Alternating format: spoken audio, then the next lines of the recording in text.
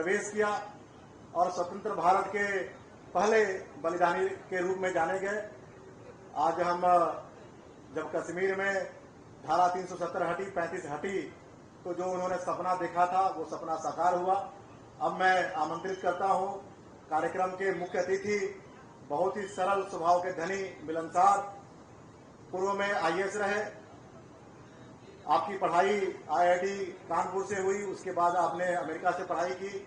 आज भारत सरकार के मंत्री के रूप में, केंद्रीय रेल मंत्री, सूचना एवं प्रौद्योगिकी मंत्री के रूप में काम कर रहे हैं। आदरणीय श्री अश्विनी वैष्णव जी कि वो कृपया आए और अपना भाव व्यक्त करें। आदरणीय श्री अश्विनी वैष्णव। भारत माता की और जोश के साथ भारत माता की, भारत माता की। आज जिन महापुरुष को श्रद्धांजलि देने के लिए हम सब एकत्रित हुए हैं, उनका आज के भारत के निर्माण में बहुत बड़ा योगदान रहा। उनके विचार से हजारों हजारों हमारे जैसे कार्यकर्ता राष्ट्र निर्माण के काम में लगे। उनके विचारों से भारत सरकार की नीतियों में एक ऐसा परिवर्तन आया जो जन जन के कल्याण के लिए परिवर्तन है। उनके विचार से और उनके संघर्ष से एक ऐसा महान काम हुआ जो भारत की अखंडता के लिए, भारत की भौगोलिक, सांस्कृतिक और वैचारिक एकता के लिए एक बहुत बड़ा काम था।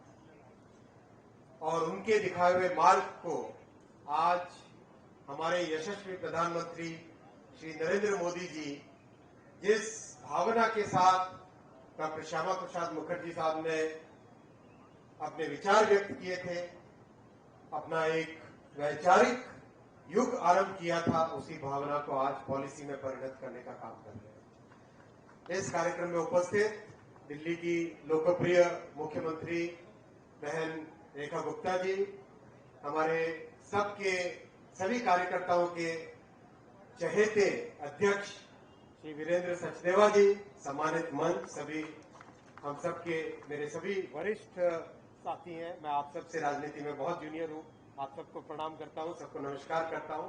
सम्मानित अतिथिगण, आप सबको मैं बहुत धन्यवाद देता हूं कि आप सबने मुझे आपके साथ आज संवाद करने का मौका दिया। साथियों, मैं केवल 3 संक्षिप्त बातें रखूंगा। सबसे पहले शिक्षा नीति के बारे में। डॉक्टर मुखर्जी ने कोलकाता विश्वविद्यालय के वाइस चांसलर के रूप में एक बहुत महत्वपूर्ण फैसला लिया था, जिसका अभी माननीय अध्यक्ष जी जिक्र कर रहे थे। भारतीय भाषाओं को एक जो सम्मान का स्थान देना है, वो स्थान देने के लिए वो उन्होंने दिया। उस युग में उन्होंने भारतीय भाषाओं की वकालत की, भारतीय भाषाओं को एक इंपॉर्टेंस देने के लिए, एक प्राथमिकता देने के लिए एक बहुत बड़ी मुहिम चलाई। जिस युग में अंग्रेजों का कार्यकाल खत्म, समाप्त हो चुका था और अंग्रेजी भाषा ही सबसे बड़ी भाषा मानी जाती थी, ऐसे में डॉक्टर मुखर्जी ने कहा, भारत की भाषाओं में अगर हमारे नौजवान शिक्षा ग्रहण करेंगे, इंजीनियरिंग हो, मेडिकल हो, तो उनका समझने का तरीका बेहतर होगा। और वही आज राष्ट्र की राष्ट्रीय शिक्षा नीति में उसी पॉलिसी को इंक्लूड किया प्रधानमंत्री श्री नरेंद्र मोदी जी। बहुत बड़ी बात है। किसी भी विश्व के किसी भी देश में जाइए, अपनी अपनी भाषा को वो बहुत महत्व देते हैं और उसी भाषा में अगर कोई भी विद्यार्थी पढ़ता है तो उसको ग्रहण करना, शिक्षा और उस विषय को समझना बहुत आसान है। दूसरा विषय जो धारा 370 से संबंधित है, आप सब जानते हैं मेरे से बेहतर, हालांकि मैं भी 3 जनरेशन से कार्यकर्ता हूं, लेकिन जो संघर्ष डॉक्टर मुखर्जी ने किया था वो 2019 में संपूर्ण हुआ, जब धारा 370 हमारे संविधान से हटी। पार्लियामेंट में उस दिन सौभाग्य था। उस यात्रा का बहुत बड़ा पड़ाव था, बहुत बड़ा ये एक महत्वपूर्ण माइलस्टोन था। यहां पे रुकना नहीं।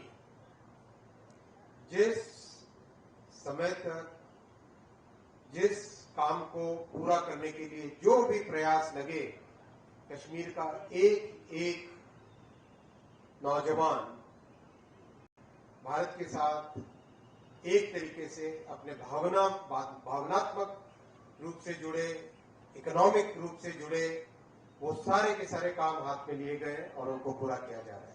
चाहे हाईवे बनाना हो, चाहे रेलवे बनाना हो, चाहे रेलवे ट्रैक, जैसा माननीय मुख्यमंत्री जी ने भी कहा, विश्व का सबसे ऊंचा पुल चिनाब नदी में कश्मीर को जोड़ने वाली रेलवे लाइन में बना।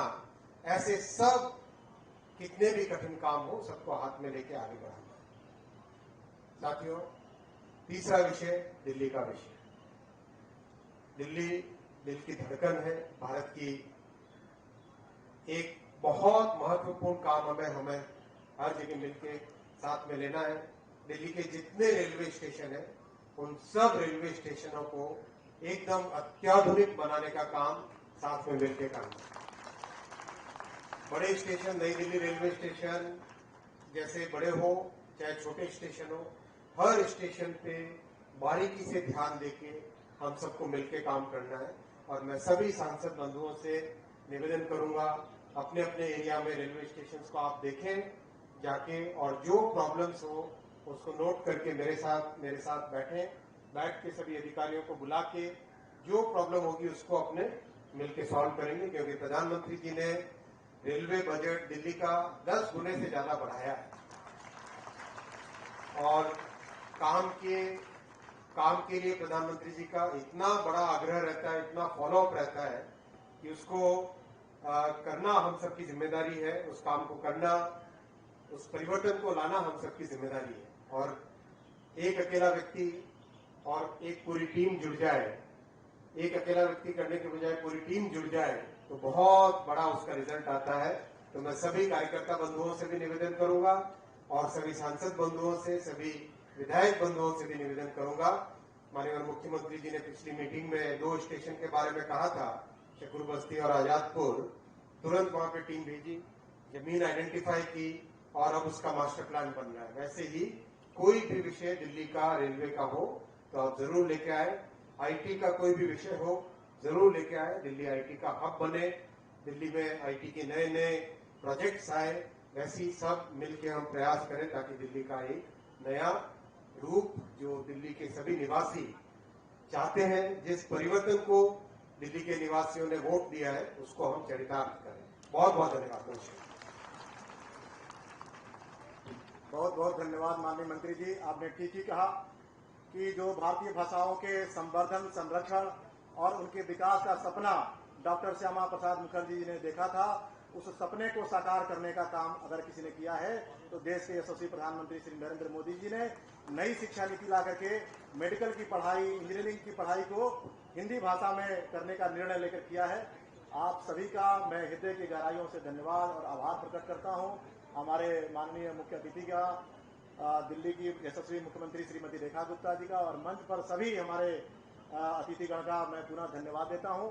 और मैं आग्रह करता हूं जो हमारे मंचस्थ नेता हैं उनसे कि कृपया वो सभी लोग सामने जो हमारे बैठे हैं वो कतारबद्ध होकर के पुष्पांजलि के लिए जाएंगे।